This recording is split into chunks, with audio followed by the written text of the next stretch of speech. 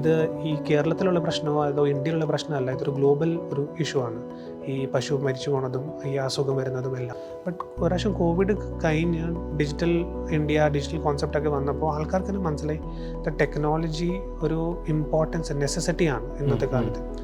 പിന്നെ ഡിവൈസ് തന്നെ നമ്മൾ ഭയങ്കര സിമ്പിളായിട്ട് ഉണ്ടാക്കുന്നത്. അത് ഒരു ആർക്കാണെങ്കിലും ഒരു പ്ലഗ് ആൻഡ് പ്ലേ മെത്തേഡ് എന്ന് പറയുന്ന പോലെ എളുപ്പത്തിൽ കൊണ്ടുപോയി സാധനം വെച്ച് അത് ഓണാക്കി മാറി നിന്നാൽ മാത്രം മതി. നമ്മൾ സ്റ്റാർട്ടപ്പ് തുടങ്ങുന്ന സമയത്ത് നമുക്ക് ഏറ്റവും ആദ്യമായിട്ട് കിട്ടിയ ഒരു ഗ്രാൻഡ് 2 ലക്ഷം രൂപയുടെ ഗ്രാൻഡ് ആയിരുന്നു. അത് നമുക്ക് കേരള സർക്കാർ, അതായത് കേരള സ്റ്റാർട്ടപ്പ് മിഷൻ വഴി കേരള സർക്കാരുടെ ഗ്രാൻഡാണ് ഞങ്ങൾക്ക് കിട്ടിയത്. അപ്പോൾ ഈ ഒരു ടെക്നോളജി എന്ന് പറയുന്നത് ഫാമേഴ്സിന് അഫോർഡബിൾ ആയാലേ അവർക്ക് ഇത് വാങ്ങാൻ പറ്റത്തുള്ളൂ.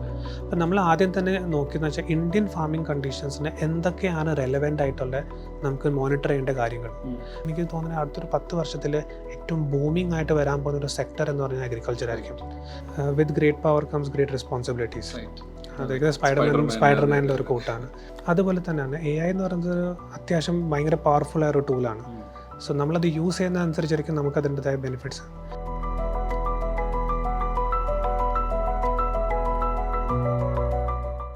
TMJ സ്പാർക്കപ്പ് സീരീസിൽ കളമശ്ശേരിയിലുള്ള ബ്രെയിൻ വയേർഡ് എന്നൊരു കമ്പനിയുടെ കൂടെയാണ് നമ്മളിപ്പോൾ ഉള്ളത്. കമ്പനിയുടെ ഫൗണ്ടറും CEO ആയ ശ്രീശങ്കറാണ് നമ്മുടെ കൂടെ കമ്പനിയെക്കുറിച്ചുള്ള വിശേഷങ്ങൾ പങ്കുവയ്ക്കാനുള്ളത്.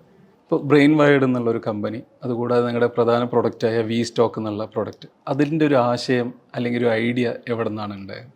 സോ ഇതിൻ്റെ ഒരു തുടക്കം എന്ന് പറയുന്നത്, എൻ്റെ അച്ഛൻ ആർമിയിലാണ്. അപ്പോൾ നമുക്ക് എല്ലാ വർഷവും 2 മാസം വെക്കേഷൻ കിട്ടും, ലീവ് നാട്ടിൽ വരാൻ, അതായത് സമ്മർ വെക്കേഷൻ പോലെ.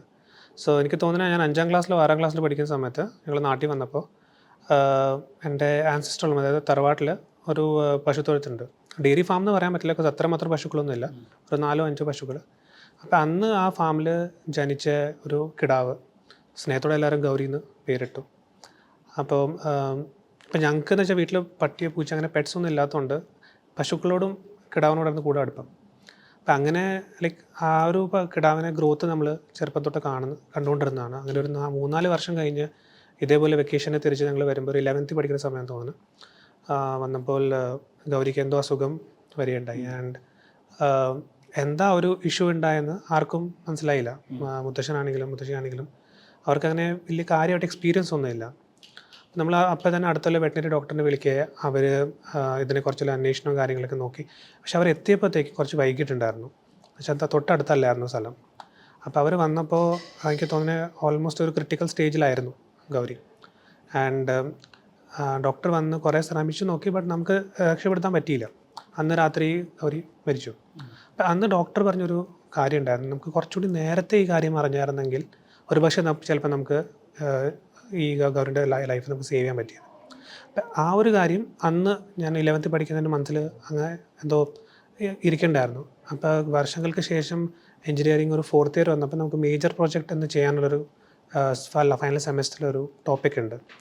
അപ്പോൾ അതിൻ്റെ ഭാഗമായിട്ട് ഇങ്ങനെ നമ്മൾ എന്ത് ടോപ്പിക്ക് ചെയ്യുന്ന ആലോചിച്ചിട്ട് വന്നപ്പോൾ എൻ്റെ കോഫൗണ്ടറായ റോമിയോനോട് ഞാനിങ്ങനെ എൻ്റെ ആശയം പറഞ്ഞു, ദാറ്റ് ഇങ്ങനെ ഒരു പ്രശ്നം എനിക്ക് ഉണ്ടായിട്ടുണ്ട്, അപ്പോൾ നമുക്ക് എന്തുകൊണ്ട് ഇതൊരു പ്രൊജക്റ്റായിട്ട് ചെയ്തുകൂടാം. അപ്പോൾ അദ്ദേഹത്തിനും ഇതൊരു പോസിബിൾ ഒരു ഐഡിയ ആയിട്ട് തോന്നി.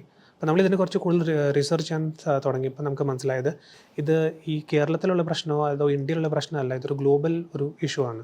ഈ പശു മരിച്ചു പോണതും ഈ അസുഖം വരുന്നതും എല്ലാം.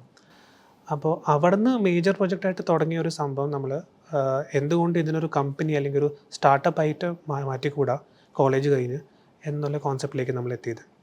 അപ്പോൾ കോളേജ് കഴിഞ്ഞ് ഒരു വർഷം ജോലിയൊക്കെ ചെയ്ത് ഞങ്ങൾ ജോലിയൊക്കെ രാജിവെച്ച് ഞങ്ങൾ സ്റ്റാർട്ടപ്പിലേക്ക് തുടങ്ങിയപ്പോൾ നമ്മുടെ ഫസ്റ്റ് കോൺസെപ്റ്റ് ആയിരുന്നു ഇങ്ങനെ പശുക്കൾക്ക് വേണ്ടി ഒരു ഡിവൈസ്.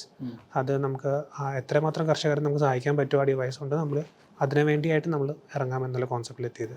അങ്ങനെ ഇപ്പോൾ ഏത് വർഷമാണ് കമ്പനി സ്ഥാപനം? 2017 ഞങ്ങൾ പാസ് ഔട്ട് ആയത്. 1 വർഷം ഞങ്ങൾ കോർപ്പറേറ്റിൽ വർക്ക് ചെയ്തു. എന്നിട്ട് 2018 ഓൾമോസ്റ്റ് ഒരു ലാസ്റ്റൊക്കെ ആയപ്പോഴത്തേക്കും ഞങ്ങൾ പാർട്ട്ണർഷിപ്പ് ഫേമായിട്ട് ബ്രെയിൻ വയേർഡ് തുടങ്ങി. പിന്നെ ഒരു 2 വർഷം റിസർച്ച് കഴിഞ്ഞിട്ട് നമ്മൾ പ്രൈവറ്റ് ലിമിറ്റഡ് ആയിട്ട് കൺവേർട്ട് ചെയ്തു. ആനിമൽ മോണിറ്ററിംഗ് സിസ്റ്റം അല്ലെങ്കിൽ ഇപ്പോൾ V-Stock എന്നുള്ള പ്രൊഡക്റ്റ്, ഇതുമായിട്ട് ഈ ഒരു കോൺസെപ്റ്റായിട്ട് അല്ലെങ്കിൽ ഒരു ഐഡിയ ആയിട്ട് വരുമ്പോൾ എന്തെങ്കിലുമൊക്കെ ചലഞ്ചസ് ഫേസ് ചെയ്തിട്ടുണ്ടോ? ഉണ്ടെങ്കിൽ തന്നെ അത് ഓവർകം എങ്ങനെയാണ് ചെയ്തത്? തീർച്ചയായിട്ടും. നമ്മൾ ഇങ്ങനത്തെ ഒരു ടെക്നോളജി ബേസ്ഡ് ഒരു പ്രൊഡക്റ്റായിട്ട് നമ്മൾ അഗ്രികൾച്ചർ ഫീൽഡിൽ ഇറങ്ങുമ്പോൾ, അതായത് കർഷകരുടെ ഇടയിൽ ഇറങ്ങുമ്പോൾ നമ്മൾ ഫേസ് ചെയ്തെനിക്ക് തോന്നുന്നത് 2 പ്രോബ്ലംസ് ആയിരുന്നു മെയിനായിട്ട് ഉണ്ടായിരുന്നത്.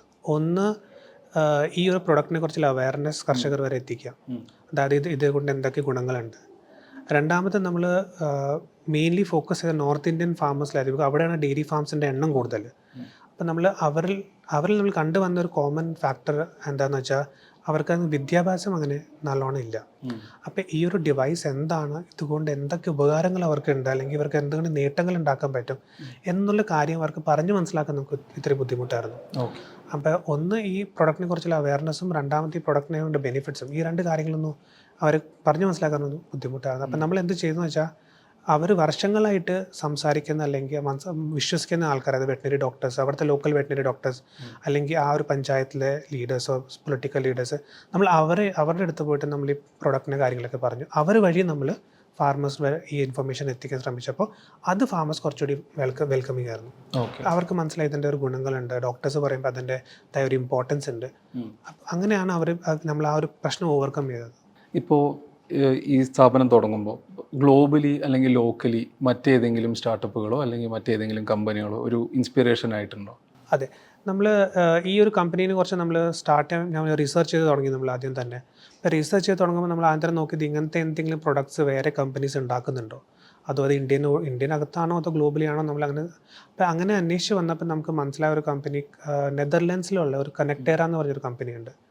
അതായത് അവർ ഡെയറി ഫാമിംഗ് മാത്രമല്ല അവരുടെ മെയിൻ ഫോക്കസ്, ബട്ട് അവർക്ക് വേറെ കുറേ പ്രൊഡക്ട്സ് ഉണ്ട്. ബട്ട് അവർക്ക് ഇങ്ങനത്തെ ഒരു പ്രൊഡക്റ്റ് ഉണ്ട് ഈ പശുക്കളെ സഹായിക്കാൻ വേണ്ടി, അതായത് യൂറോപ്യൻ പശുക്കളെ സഹായിക്കാൻ വേണ്ടി ഒരു ഡിവൈസ് ഇങ്ങനെ ഉണ്ടാക്കുന്നതാണ്. അപ്പോൾ അത് നമുക്ക് നല്ലൊരു ഇൻസ്പിറേഷൻ ആയിട്ട് തോന്നി. അവരങ്ങനെ ചെയ്യുന്നുണ്ട്. അപ്പോൾ അവർ വേൾഡിൽ തന്നെ ആദ്യമായിട്ട് AI പശുക്കളുടെ സെക്ടറിൽ ഇറക്കിയ ഒരു കമ്പനിയാണ്.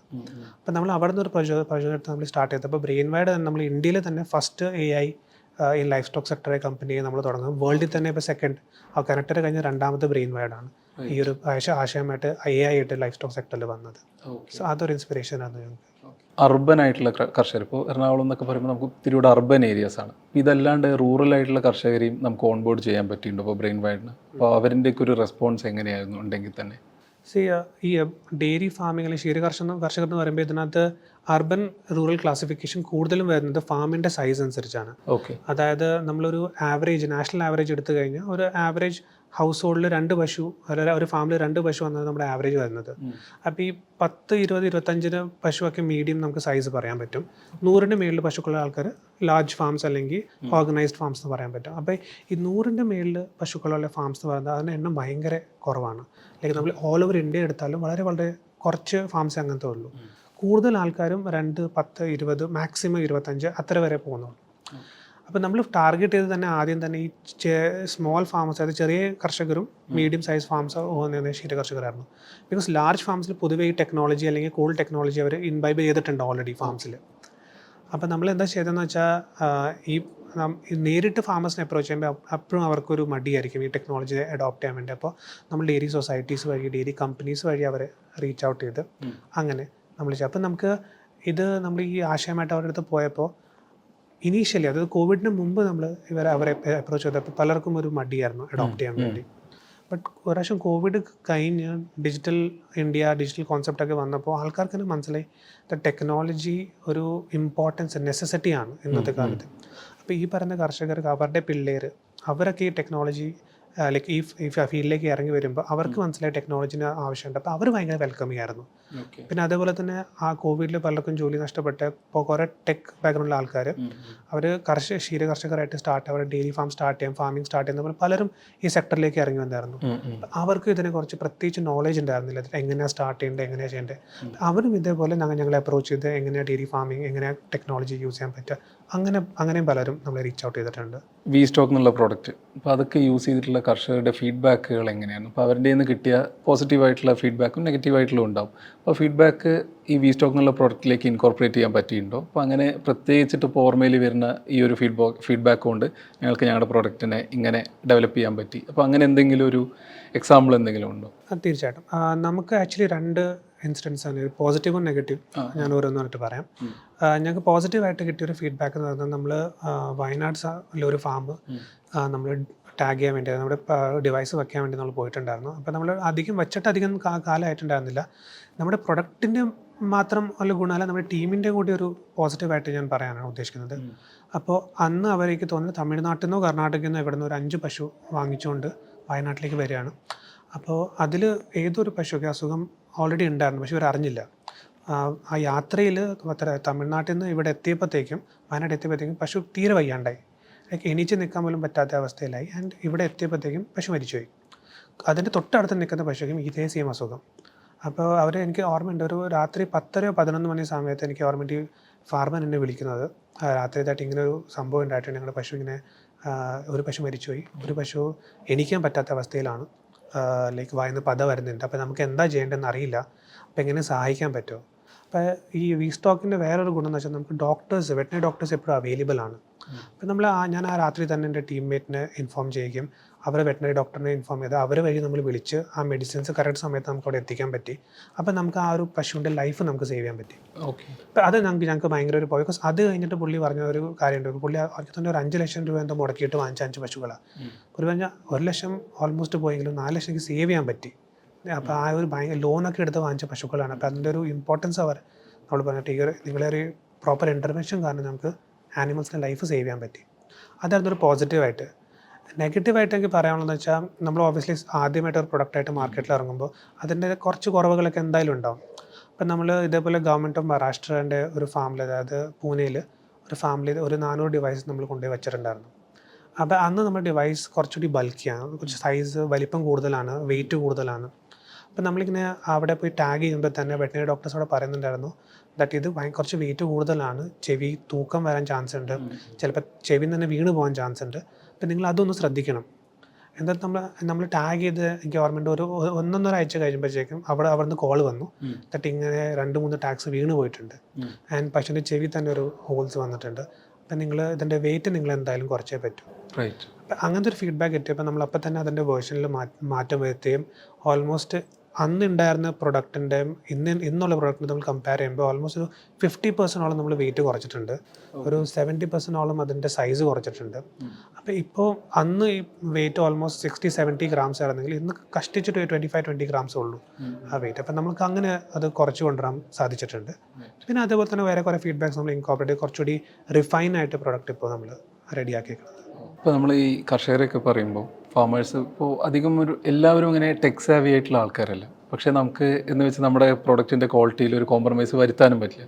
അപ്പോൾ അവർക്ക് ഈസി ആയിട്ട് അണ്ടർസ്റ്റാൻഡബിൾ ആവാനും അതേപോലെ യൂസർ ഫ്രണ്ട്ലി ആവാനും എന്തൊക്കെയാണ്, അല്ലെങ്കിൽ ആ ഒരു ചലഞ്ചിനെ ഓവർകം ചെയ്യാൻ പ്രൊഡക്റ്റിൽ എന്തൊക്കെയാണ് ചെയ്യേണ്ടി വന്നിട്ടുള്ളത്? നമ്മൾ പ്രൊഡക്റ്റ് ഇറക്കുമ്പോഴത്തേക്ക് നമുക്ക് അറിയാമായിരുന്നു ഈ കൂടുതലും ഈ അധികം പഠിപ്പ് അല്ലെങ്കിൽ എഡ്യൂക്കേഷൻ ഇല്ലാത്ത കുറച്ച് ഫാമേഴ്സാണ് ഇത് യൂസ് ചെയ്യാൻ പോകുന്നത്. അപ്പോൾ കൂടുതൽ അവർക്ക് അറിയാവുന്ന അവരുടെ ലോക്കൽ ലാംഗ്വേജ് ആയിരിക്കും. അപ്പോൾ നമ്മൾ ചെയ്ത ഒരു പോയിന്റ് വാസ് നമ്മുടെ ഈ മൊബൈൽ ആപ്ലിക്കേഷൻ വി സ്റ്റോക്ക് ആപ്ലിക്കേഷനകത്ത് നമ്മൾ 2-3 ലാംഗ്വേജസ് ആഡ് ചെയ്തു. അതായത് ഇപ്പോൾ നമുക്ക് ഓൾമോസ്റ്റ് 5 ലാംഗ്വേജ് സപ്പോർട്ട് ഉണ്ട്. അതിൽ മലയാളം, തമിഴ്, ഇംഗ്ലീഷ്, ഹിന്ദി, പിന്നെ മറാഠി, പിന്നെ 5 ലാംഗ്വേജ്. ഇനി ലാംഗ്വേജസ് ആഡ് ചെയ്തുകൊണ്ടിരിക്കുകയാണ്. അപ്പോൾ ഒന്ന് നമ്മൾ ചെയ്തതെന്ന് വെച്ചാൽ അവർക്ക് അവരുടെ ലോക്കൽ ഭാഷയിൽ തന്നെ അത് വായിച്ച് മനസ്സിലാക്കാനും ഇനി അത് വായിക്കാൻ പറ്റുന്നില്ലെങ്കിൽ അതിനകത്ത് AI വെച്ച് അവർക്ക് ഒരു ബട്ടൺ അമർത്തി ആ ആപ്പ് തന്നെ അവരോട് സംസാരിച്ച് കാര്യങ്ങൾ പറഞ്ഞു തരുന്ന ഒരു ഓപ്ഷൻ നമ്മൾ അതിനകത്ത് ഇൻക്ലൂഡ് ചെയ്തിട്ടുണ്ട്. ബിക്കോസ് നമ്മൾ ഷാർക്ക് ടാങ്ക് എന്ന് പറഞ്ഞ TV ഷോയിൽ പോയപ്പോൾ അവിടെ പീയൂഷ് ലെൻസ്കാർട്ടിൻ്റെ ഫൗണ്ടർ നമുക്കൊരു സജഷൻ തരേണ്ടായത് ഇങ്ങനൊരു ടെക്സ്റ്റ് ടു സ്പീച്ചസ് ഒരു ഓപ്ഷൻ വയ്ക്കുകയാണെങ്കിൽ കർഷകർക്ക് തന്നെ എളുപ്പമായിരിക്കും ഇത് കേട്ട് മനസ്സിലാക്കാൻ. അപ്പോൾ നമ്മൾ അതുകൊണ്ട് ആ ഒരു ഫീച്ചർ കൂടി ഇതിനകത്ത് ഇൻക്ലൂഡ് ചെയ്തു. പിന്നെ ഡിവൈസ് തന്നെ നമ്മൾ ഭയങ്കര സിമ്പിളായിട്ട് ഉണ്ടാക്കുന്നത്. അത് ഒരു ആർക്കാണെങ്കിലും ഒരു പ്ലഗ് ആൻഡ് പ്ലേ മെത്തേഡ് എന്ന് പറയുന്ന പോലെ എളുപ്പത്തിൽ കൊണ്ടുപോയി സാധനം വെച്ച് അത് ഓണാക്കി മാറി നിന്നാൽ മാത്രം മതി, തന്നെ അത് വർക്ക് ചെയ്തോളും. അത്ര സിമ്പിളായിട്ട് നമ്മൾ ഉണ്ടാക്കിയിരിക്കുന്നത്. ഈ ഷാർക്ക് ടാങ്കിനെ പറ്റി പറഞ്ഞപ്പോൾ അപ്പോൾ അവിടെ പോയിട്ട് നിങ്ങൾക്ക് പ്രസൻറ്റ് ചെയ്യാൻ പറ്റിയല്ലോ നമ്മുടെ കമ്പനീനെ പറ്റിയും പ്രൊഡക്റ്റിനെ പറ്റിയും. ആ ഒരു എക്സ്പീരിയൻസ് എങ്ങനെയുണ്ടായിരുന്നു? അതിൽ നിന്നുള്ള ലേണിങ്സ് ഒക്കെ? സോ ഷാർക്ക് ടാങ്ക് സീസൺ 1 2021 ഞങ്ങൾക്ക് സെലക്ഷൻ കിട്ടിയത്. അപ്പോൾ എനിക്ക് തോന്നുന്നു കേരളത്തിൽ നിന്ന് ആകെ 2 സ്റ്റാർട്ടപ്സേ അന്ന് അവിടെ ഉള്ളൂ. ഒന്ന് ഞങ്ങളും പിന്നെ മാനസാട്ടിൻ്റെ ഒരു കമ്പനിയും, കേരള ചിപ്സിൻ്റെ. അപ്പോൾ ഞങ്ങൾക്ക് ഏറ്റവും വലിയ സന്തോഷം നമുക്ക് നമ്മുടെ കേരള ടയർ തന്നെ, അതായത് കേരള ഡ്രസ്സിൽ തന്നെ ഒരു മുണ്ടും ഷർട്ടിട്ട് നമുക്ക് അവിടെ പ്രസൻറ്റ് ചെയ്യാൻ പറ്റിയത്. അങ്ങനെ അത് ഷാർക്സിന് ഇഷ്ടപ്പെടുകയും ചെയ്തു. അവർ പറയും ചെയ്തു അവർക്ക് ലുക്ക് നല്ലോണം ഇഷ്ടപ്പെട്ടു എന്ന്. ബട്ട് നമ്മൾ ശരിക്കും പ്രതീക്ഷിച്ചില്ല നമുക്ക് അങ്ങനത്തെ ഒരു ഓപ്പർച്യൂണിറ്റി കിട്ടും മുംബൈ പോയിട്ട് ഇങ്ങനെ ഒരു സെഷനിൽ പ്രസൻറ്റ് ചെയ്യാൻ പറ്റും. നമ്മുടെ മെയിൻ ഉദ്ദേശമായിരുന്നു അറ്റ്ലീസ്റ്റ് TV യിൽ വരികയാണെങ്കിൽ കുറച്ച് ആൾക്കാരിൽ ഇത് കണ്ടൊരു പബ്ലിസിറ്റി ആയിട്ട് അവർക്ക് നമ്മളെ കുറച്ച് അറിയാൻ പറ്റുമല്ലോ എന്ന്. ബട്ട് നമ്മളിത് പ്രസൻറ്റ് ചെയ്തപ്പോൾ ഷാർക്സിന് ഇത് ഇഷ്ടപ്പെട്ടു. ഒരു നെർവസ് സിറ്റുവേഷൻ ആയിരുന്നു ആൻഡ് അവർക്ക് ഈ ആശയത്തോണ്ട് അവർക്ക് റിലേറ്റ് ചെയ്യാൻ പറ്റി. അവർക്ക് മനസ്സിലായിട്ട് ഇത് ഒരു ഇമ്പോർട്ടൻറ്റ് ഇഷ്യൂ ആണ് ഫാമേഴ്സ് ഫേസ് ചെയ്യുന്നത്. അങ്ങനെ അവർ 4 പേര് നമ്മുടെ കൂടെ ചേരുണ്ടായി. അമൻ, പീയൂഷ്, നമിത, അഷ്നീർ, ബോട്ട് ലെൻസ്കാർട്ട് ഫൗണ്ടേഴ്സ്. ആൻഡ് അന്ന് തൊട്ട് അവർ നമ്മളെ സഹായിക്കുന്നുണ്ട്, അവർ നമുക്ക് അഡ്വൈസ് തരുന്നുണ്ട് എവിടെയാണ് ഇമ്പ്രൂവ് ചെയ്യേണ്ടത്. ആൻഡ് ബോട്ടൊക്കെ ഓൾറെഡി വേരിയബിൾസ് ഉണ്ടാക്കുന്നുണ്ട്, നമ്മളും സെൻസർ കമ്പനി ആയതുകൊണ്ട് അവർ നമ്മൾ സെൻസേഴ്സിൻ്റെ കാര്യങ്ങളൊക്കെ നമ്മളെ സഹായിക്കാറുണ്ട്. ഇപ്പോഴും അവരായിട്ട് കോൺടാക്ട് ഉണ്ട്. അപ്പോൾ അവർ നമ്മളെ നല്ലോണം ഗൈഡ് ചെയ്യുന്നുണ്ട്. അപ്പം നമ്മളിനി അടുത്ത മുമ്പോട്ടുള്ള സ്റ്റെപ്സിൽ നമ്മൾ അവരുടെ ഹെൽപ്പിങ്ങിനെ തേടിക്കൊണ്ട് മുമ്പോട്ട് പോകുകയാണ്. റൈറ്റ്. ഇപ്പോൾ സർക്കാരുകളുടെ കാര്യം പറയുമ്പോൾ ഇപ്പോൾ ഗവൺമെൻറ്റിൻ്റെ ഭാഗത്തുനിന്ന്, പ്രത്യേകിച്ച് കേരള ഗവൺമെൻറ്റിൻ്റെ ഭാഗത്തുനിന്ന് ഇതിന് എത്തരത്തിലുള്ളൊരു സപ്പോർട്ട് അല്ലെങ്കിൽ ഏത് രീതിയിലുള്ള സപ്പോർട്ട്? ഇപ്പോൾ കേരള സ്റ്റാർട്ടപ്പ് മിഷൻ്റെ അവരുടെ കോംപ്ലക്സിലാണുള്ളത്. അതുകൂടാണ്ട് ഇപ്പോൾ കേരളം ആസ് എ സൊസൈറ്റി അല്ലെങ്കിൽ കേരളം എന്ന സംസ്ഥാനം ഒരു സ്റ്റാർട്ടപ്പ് ഫ്രണ്ട്ലി ആണെന്നുള്ള രീതി എങ്ങനെയാണ് അതിനെക്കുറിച്ച് പറയാനുള്ളത്? സോ ഇതിന് ആക്ച്വലി 2 പാർട്സ് ഉണ്ട്. ഒന്ന് നമ്മൾ കേരള സർക്കാരും പിന്നെ സെൻട്രൽ സർക്കാരുണ്ട്. നമുക്ക് 2 രീതിയിൽ നമ്മൾ അപ്രോച്ചസ് നമുക്ക് കിട്ടിയിട്ടുണ്ട്. അപ്പോൾ എനിക്ക് തോന്നുന്നത് നമ്മൾ സ്റ്റാർട്ടപ്പ് തുടങ്ങുന്ന സമയത്ത് നമുക്ക് ഏറ്റവും ആദ്യമായിട്ട് കിട്ടിയ ഒരു ഗ്രാൻഡ് 2 ലക്ഷം രൂപയുടെ ഗ്രാൻഡ് ആയിരുന്നു. അത് നമുക്ക് കേരള സർക്കാർ, അതായത് കേരള സ്റ്റാർട്ടപ്പ് മിഷൻ വഴി കേരള സർക്കാരുടെ ഗ്രാൻഡ് ആണ് ഞങ്ങൾക്ക് കിട്ടിയത്. അപ്പം നമ്മുടെ വേണമെങ്കിൽ പറയാം തുടക്കം തന്നെ ആ ഒരു ഗ്രാൻഡിൻ്റെ യൂസ് കൊണ്ട് നമുക്ക് വാങ്ങാൻ പറ്റിയ സെൻസേഴ്സും അതിൻ്റെ പ്രൊഡക്റ്റ് അത് വെച്ച് ഉണ്ടാക്കാൻ പറ്റിയ പ്രൊഡക്റ്റായിരുന്നു. കേരള സ്റ്റാർട്ടപ്പ് മിഷൻ ഞങ്ങൾ നല്ലോണം സഹായിച്ചിട്ടുണ്ട്. മേക്കർ വില്ലേജിൻ്റെ അടിയിലാണ് നമ്മളിപ്പോൾ ഇൻകോർപ്പറേറ്റ്. അപ്പോൾ maker village Kerala startup mission ഞങ്ങൾ നല്ലോണം സഹായിച്ചിട്ടുണ്ട്. ആൻഡ് മെയിൻലി ഇവരുടെ ഗ്രാൻഡ്സാണ് നമ്മൾ യൂട്ടിലൈസ് ചെയ്തത്. ബട്ട് നമ്മൾ ഗ്രോ ചെയ്ത് വന്ന സമയത്ത് നമ്മൾ സെൻട്രൽ ഗവൺമെൻറ് നമ്മൾ പല ഏജൻസീസ് നമ്മൾ അപ്രോച്ച് ചെയ്തു.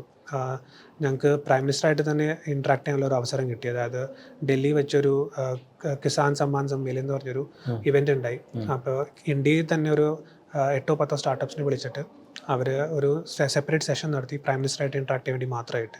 അപ്പോൾ അതിൽ ഞങ്ങൾക്ക് ഒരു അവസരം കിട്ടി പ്രൈം മിനിസ്റ്റർ ഇൻട്രാക്ട് ചെയ്യാൻ. എന്നെ അദ്ദേഹത്തിന് ഇത് ഭയങ്കരമായിട്ട് ഇഷ്ടപ്പെട്ടു. എന്ന് വെച്ചാൽ ഓൾറെഡി ഗൂഗിൾ മിഷനായിട്ട് കുറേ NDDPൻ്റെ സ്കീംസും പോളിസീസും ഉണ്ട്. അപ്പോൾ അദ്ദേഹം ഇത് കേട്ടപ്പോൾ അവർക്ക് തോന്നി ഇത് നല്ലൊരു ആശയമാണ്. ആൻഡ് അവരുടെ സെക്രട്ടറി, അതായത് അന്നത്തെ സെക്രട്ടറി അതുൽ ചതുർവേദി IPS, അദ്ദേഹം ഇത് നല്ലോണമായിട്ട് ഫോളോ അപ്പ് ചെയ്യണ്ടായി. ആൻഡ് അങ്ങനെ ഞങ്ങൾക്ക് നാഷണൽ അവാർഡ് ഇതിനു വേണ്ടി കിട്ടിയത്.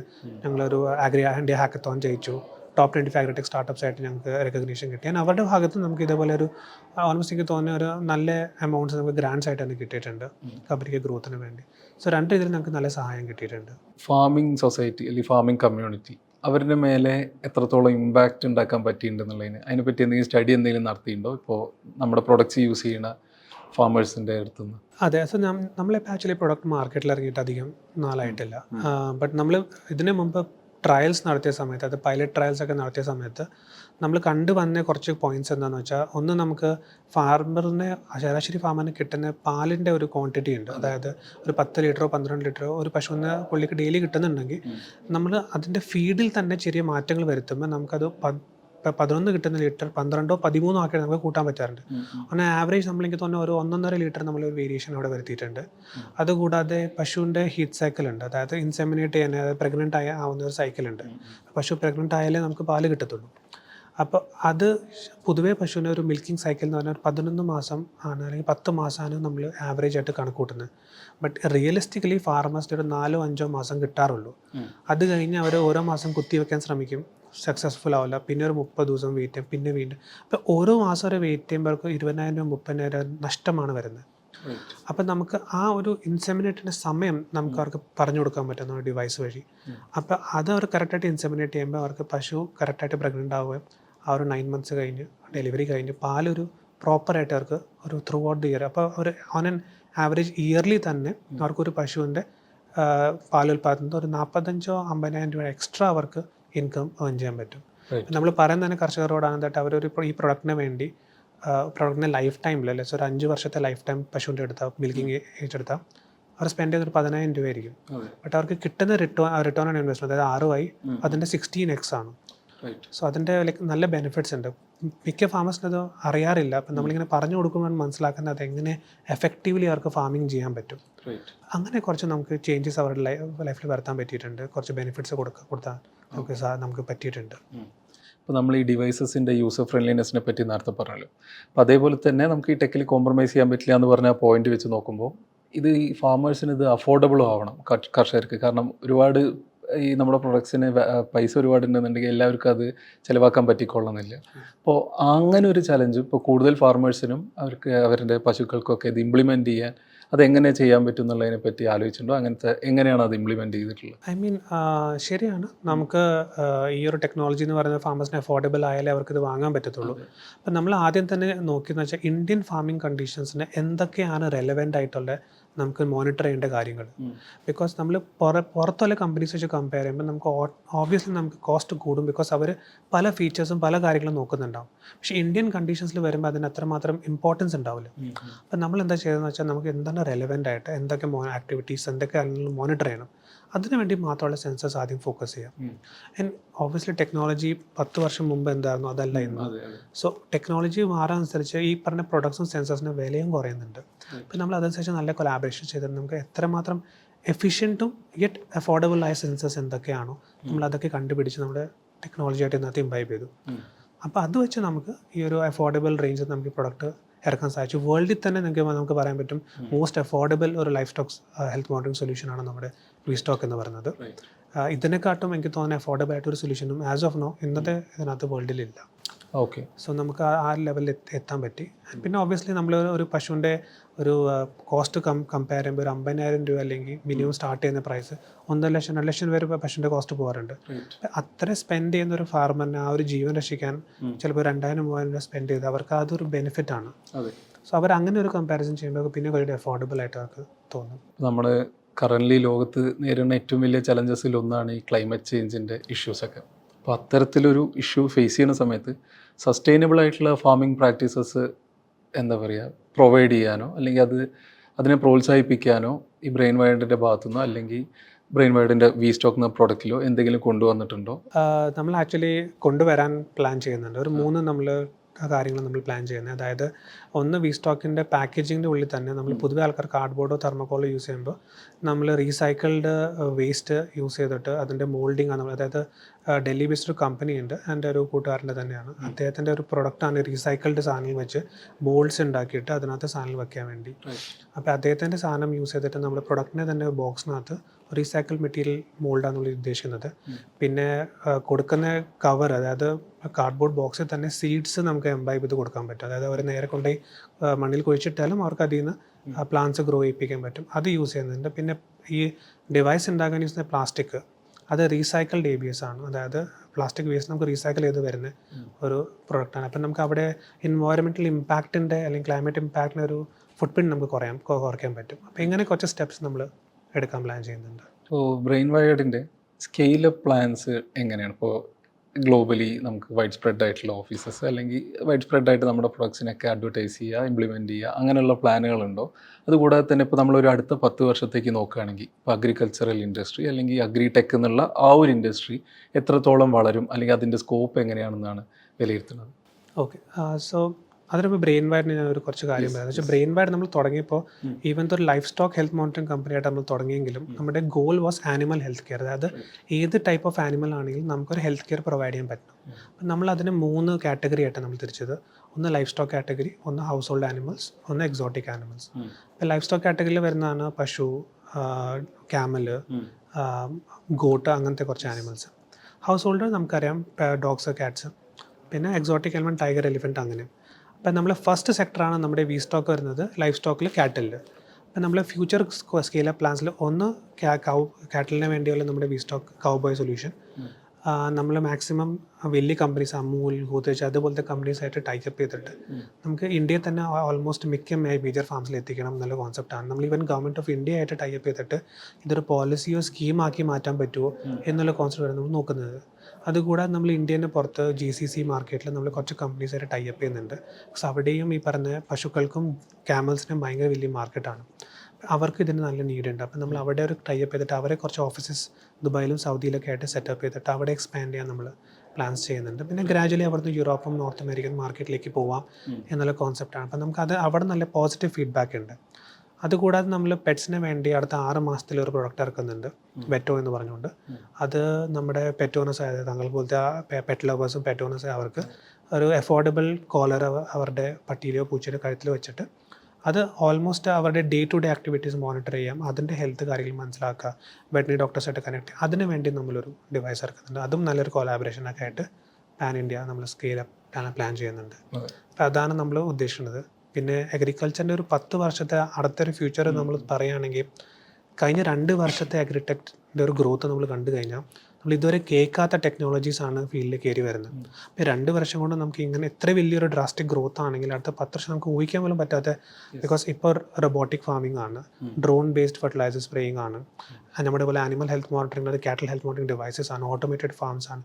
സോ അത് ഈവൻ ബയോണിക് ഫാംസ് ഉണ്ട്, ആക്വാ കൾച്ചർ ഉണ്ട്, അങ്ങനെ പല പല സ്കീംസ് വരുന്നുണ്ട്. അപ്പോൾ ടെക്നോളജി നല്ല രീതിയിൽ ഇവോൾവ് ആവുന്നുണ്ട്. അപ്പം എനിക്ക് തോന്നുന്നത് അടുത്തൊരു 10 വർഷത്തിൽ ഏറ്റവും ബൂമിംഗ് ആയിട്ട് വരാൻ പോകുന്ന ഒരു സെക്ടർ എന്ന് പറഞ്ഞാൽ അഗ്രികൾച്ചർ ആയിരിക്കും. ഇപ്പോൾ ഒരു സമയത്ത് നമുക്ക് ഫിനാൻസ് ആയിരുന്നു ഭയങ്കര വലുത്, പിന്നെ IT ബൂം വന്നു. അടുത്ത് എനിക്ക് തോന്നുന്നത് ഒരു 10 വർഷം വരാൻ പോകുന്ന വലിയൊരു ബൂം അഗ്രികൾച്ചറിലായിരിക്കും. ബിക്കോസ് അത് ഒന്ന് നെസസിറ്റിയാണ് നമ്മുടെ എല്ലാവർക്കും സർവൈവ് ചെയ്യാൻ വേണ്ടി, പ്ലസ് അവിടെ ടെക്നോളജീൻ്റെ വളരെ വളരെ ആവശ്യമുണ്ട് എല്ലാ ഫാമേഴ്സിനും വേണ്ടി. സോ അതാണ് എൻ്റെ ഒരു എക്സ്പെക്റ്റേഷൻ. നമ്മൾ AI-യുടെയും മെഷീൻ ലേണിങ്ങിൻ്റെയും കാര്യം ഇപ്പോൾ അത് സ്റ്റോക്കിലും ഇംപ്ലിമെൻറ്റ് ചെയ്തിട്ടുണ്ട്. അപ്പോൾ അതുകൂടാതെ റോബോട്ടിക് ഫാംസിനെ പറ്റി അതൊക്കെ പറഞ്ഞു. അപ്പോൾ ഇപ്പോൾ ഒരു AI ബൂമിൻ്റെയും കൂടെ ഒരു സമയത്തൂടെയാണല്ലോ നമ്മൾ പോകണം. അപ്പോൾ ഈ AI-നെ കുറിച്ച് നല്ലതും പക്ഷേ നെഗറ്റീവായിട്ടുള്ള കുറേ പെർസെപ്ഷൻസ് ഉണ്ട്. ഇപ്പോൾ AI കാരണം കുറേ ജോലി പോവും, കുറേ പേരുടെ ജോലി പോയ റിപ്പോർട്ട്സൊക്കെ നമ്മൾ. അപ്പോൾ ഇത് നമ്മുടെ ഈ ടെക്നോളജിയിലേക്ക് അല്ലെങ്കിൽ ഡേ ടു ഡേ ലൈഫിലേക്ക് കൊണ്ടുവരുന്നതിനെ പറ്റിയുള്ള ജനറൽ ആയിട്ടുള്ള ഒരു പെർസ്പെക്റ്റീവ് എന്താണ്? നമ്മൾ പണ്ടൊരു ഇതുണ്ടായിരുന്നു, എനിക്ക് തന്നെ കോട്ടാണ് എനിക്ക് ഓർമ്മയില്ല, that with great power comes great responsibilities. അതായത് സ്പൈഡർമാനിൻ്റെ ഒരു കോട്ടാണ് ദാറ്റ്. സോ അതുപോലെ തന്നെയാണ് AI എന്ന് പറയുന്നത് അത്യാവശ്യം ഭയങ്കര പവർഫുൾ ആയ ഒരു ടൂളാണ്. സോ നമ്മളത് യൂസ് ചെയ്യുന്ന അനുസരിച്ചായിരിക്കും നമുക്ക് അതിൻ്റെതായ ബെനിഫിറ്റ്സ്.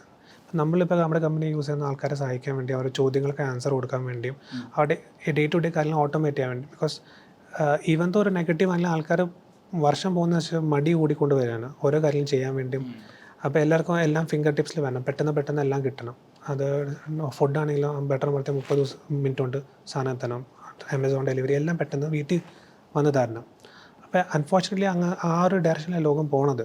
ഈവൻ അത് നല്ലൊരു കാര്യമല്ലെങ്കിലും നമുക്ക് we have to go with the flow. ആ ഫ്ലോ നമ്മൾ എന്തായാലും കൊണ്ടുപോകണം. അപ്പോൾ നമുക്ക് ചെയ്യാൻ പറ്റുന്ന, നമ്മൾ യൂസ് ചെയ്യുന്ന ടെക്നോളജി നമുക്ക് എത്ര റെസ്പോൺസിബിളായിട്ട് യൂസ് ചെയ്യാൻ പറ്റുമോ, അതുകൊണ്ട് എത്ര നമുക്ക് ബെനിഫിറ്റ് ഉണ്ടാക്കാൻ പറ്റുമോ, അതിന് മിസ്യൂസ് ചെയ്യാൻ പറ്റിയ ഭാഗങ്ങൾ നമ്മൾ എത്ര റിമൂവ് ചെയ്യാൻ പറ്റുമോ അതിലേക്ക് നമുക്ക് ഫോക്കസ് ചെയ്യാമെന്നാണ് എനിക്ക് തോന്നുന്നത് എൻ്റെ ഒരു പേഴ്സണൽ അഭിപ്രായം. ബട്ട് പിന്നെ നമുക്ക് ഓബിയസ്ലി നമുക്ക് പല കാര്യങ്ങളും നമുക്ക് കൺട്രോൾ ചെയ്യാൻ പറ്റാത്തൊരു സിനാരിയോ ആണ് ഇന്നത്തെ കാലത്ത്.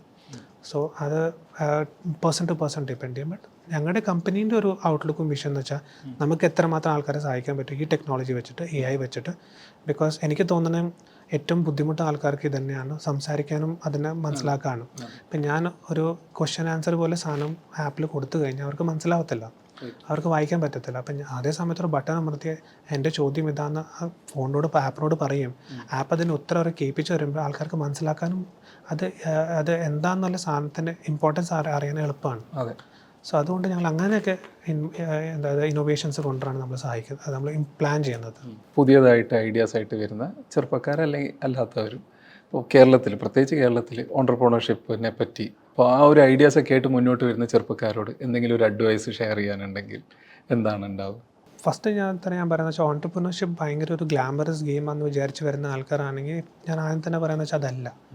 ബിക്കോസ് പലരും എന്താ കാണുന്നത്, ഇലോൺ മസ്ക്, ജെഫ് ബെസോസ് പോലെ അവരുടെ സക്സസ് മാത്രമാണ് മിക്ക ആൾക്കാർ കാണുന്നുള്ളൂ. അവരുടെ ഫെയിലിയേഴ്സ്, അവരെവിടേക്കാണ് അവർക്ക് ലോസ്, അതൊന്നും ആൾക്കാരും മനസ്സിലാക്കാറില്ല. ബിക്കോസ് ഒരു സക്സസ്ഫുൾ ജേർണീൻ്റെ പുറകെ നല്ല ഡൗൺസ് ഉണ്ട്. അപ്പം നമ്മൾ ഏറ്റവും ഫസ്റ്റ് അറിയേണ്ട ഒരു കാര്യം എന്ന് വെച്ചാൽ നമുക്ക് ആ പ്രൊഡക്റ്റ് നമ്മൾ എന്താ ചെയ്യുന്നത് എന്നൊരു പാഷൻ ഉണ്ടോ. ഇപ്പോൾ പലരും പറയാനുണ്ട്, if you love what you are doing it won't not feel like work. So ആ ഒരു പാഷൻ എല്ലാവർക്കും വേണം. അപ്പം ഞാൻ ഏത് ഇൻ്റർവ്യൂ ചെയ്താലും ഞാൻ പറയുന്നൊരു എൻ്റെ ഒരു ഫിലോസഫി ഉണ്ട്, അതായത് 3 P's ഓഫ് സക്സസ് എന്ന് പറയുന്നത്. അതായത് പേഷ്യൻസ്, പീപ്പിൾ, പാഷൻ. അതായത് ഏറ്റവും ഫസ്റ്റ് വേണ്ടത് പേഷ്യൻസ് ആണ്. ബിക്കോസ് ഇതൊരു ക്വിക്ക് ജേർണി അല്ല. നമ്മുടെ സ്വിഗ്ഗിയിൽ ഇതേപോലെ ചെയ്യുന്നത് പെട്ടെന്ന് കിട്ടുന്ന സാധനമല്ല. ഇതിനു വേണ്ടി കഷ്ടപ്പെടണം, അത് സമയമെടുത്ത് അതിൻ്റെ വിഷമങ്ങളൊക്കെ മനസ്സിലാക്കിയിട്ടേ നമുക്ക് ഒരു പോയിന്റ് ടൈം കഴിഞ്ഞ് നമുക്ക് സക്സസ് കിട്ടത്തുള്ളൂ.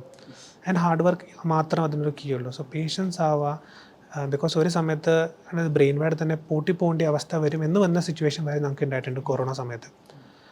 അന്ന് നമ്മൾ നാളെ പൂട്ടാമെന്ന് വിചാരിച്ച സാധനം അവിടുന്ന് ഫണ്ട് കിട്ടുകയും നമ്മൾ അവിടുന്ന് ഗ്രോ ചെയ്ത സിനാരിയോ ഉണ്ട്. അപ്പം നമുക്ക് നെഗറ്റീവ്സ് വരുമ്പോൾ നമ്മളത് തളരാണ്ട് നമ്മളതിനെ പോസിറ്റീവ്സാക്കി മാറ്റാൻ ശ്രമിക്കുക. അപ്പം പേഷ്യൻസ് അതിന് വളരെ ഇമ്പോർട്ടൻ്റ് ആണ്. Second, passion. നമ്മൾ ചെയ്യുന്ന വർക്ക് നമുക്ക് ഇഷ്ടപ്പെടണം, നമുക്ക് ആ വർക്കിനോട് തന്നെ സ്നേഹം തോന്നണം. അപ്പം നമുക്ക് എല്ലാ ദിവസവും രാവിലെ എണീച്ച് ഓഫീസിൽ വരുമ്പോൾ ഒരു എക്സൈറ്റ്മെൻറ്റ് ഉണ്ടാവും, നമ്മൾ പുതിയതെന്താ ചെയ്യാൻ പോകുന്നതെന്ന്. ആ പാഷൻ ഉണ്ടാവണം. പിന്നെ ഇതെല്ലാം നമുക്ക് ഒറ്റയ്ക്ക് ചെയ്യാൻ പറ്റത്തില്ല. സോ അതിന് നമുക്ക് റൈറ്റ് സെറ്റ് ഓഫ് പീപ്പിൾ നമ്മുടെ കൂടെ ഉണ്ടാവണം. നമ്മളെ ഇൻസ്പയർ ചെയ്യാനും നമ്മളെ ഗ്രോ ചെയ്യാനും നമ്മൾ പറയാണ്ട് തന്നെ നമുക്ക് ആവശ്യമുള്ള കാര്യങ്ങൾ അവർ റെഡിയാക്കി തരും മുമ്പോട്ട് പോകാൻ എന്തൊക്കെയാണ്. സോ അങ്ങനത്തെ കുറച്ച് കാലം ഞാൻ ഭയങ്കര ലക്കിയാണ്. എനിക്ക് നല്ലൊരു ടീം കിട്ടിയിട്ടുണ്ട്. ഞാൻ പറയാണ്ട് തന്നെ ഒരു കാര്യങ്ങളൊക്കെ റെഡിയാക്കി ഇതാണ് സാർ അടുത്ത് ചെയ്യേണ്ടതെന്നൊക്കെ നമുക്കൊന്ന് പറഞ്ഞു തരും. അങ്ങനത്തെ നല്ല ഗ്രൂപ്പ് ഓഫ് പീപ്പിൾ ഉണ്ടെങ്കിൽ നമുക്ക് മുമ്പോട്ട് പോകാൻ എളുപ്പമാണ്. സോ ഓൺട്രപ്രനർ ജേർണിയിൽ കുറച്ച് ഇമ്പോർട്ടൻസ് ആയ കാര്യങ്ങളൊക്കെയാണ് എനിക്കിതാ തോന്നുന്നത്. പിന്നെ തീർച്ചയായിട്ടും വരണം. ഇന്ത്യക്ക് അതിൻ്റെ ആവശ്യമുണ്ട്. ബിക്കോസ് എല്ലാ വർഷവും ഇന്ത്യയിൽ യൂണിക്കോൺസ് നല്ല നല്ല കമ്പനീസ് വരുന്നുണ്ട്. അപ്പോൾ ഇന്നത്തെ ഒരു ആവശ്യമാണ് നമ്മൾ ജോബ് സീക്കർ ആവേണ്ട ഒരു ജോബ് ക്രിയേറ്റർ ആവുക. ബിക്കോസ് ജോലിക്കും എല്ലാത്തിനും ഒരു കുറവുണ്ട്. സോ ഡെഫിനറ്റ്ലി തീർച്ചയായിട്ടും ട്രൈ ചെയ്യണം. ബട്ട് ട്രൈ ചെയ്യുമ്പോൾ നമ്മൾ എല്ലാം ഫാക്ടേഴ്സ് മനസ്സിലാക്കിയിട്ട് വേണം ഈ ഒരു ഫീൽഡിൽ ഇറങ്ങാൻ. ബിക്കോസ് തുടക്കത്തിൽ തന്നെ കുറേ സെറ്റ് ബാക്ക്സ് കിട്ടും. അപ്പോൾ പിന്നെ നമുക്കൊരു ബാക്കപ്പ് പ്ലാൻ ഒന്നും തപ്പിപ്പോകാൻ സമയം ഉണ്ടാവില്ല. സോ അതെല്ലാം മനസ്സിലാക്കിയിട്ട് വേണം ഈ ഫീൽഡിലൊക്കെ ഇറങ്ങാൻ വേണ്ടി. So thank you so much Sreeshankar. നല്ലൊരു ടോക്കായിരുന്നു. ഞങ്ങളുടെ കൂടെ ഇത്രയും സമയം സ്പെൻഡ് ചെയ്ത് ഞങ്ങളോട് വിശേഷങ്ങളും കമ്പനിയുടെ ജേർണീനെ കുറിച്ചും ഷെയർ ചെയ്തതിൽ വളരെ നന്ദി. Thank you so much.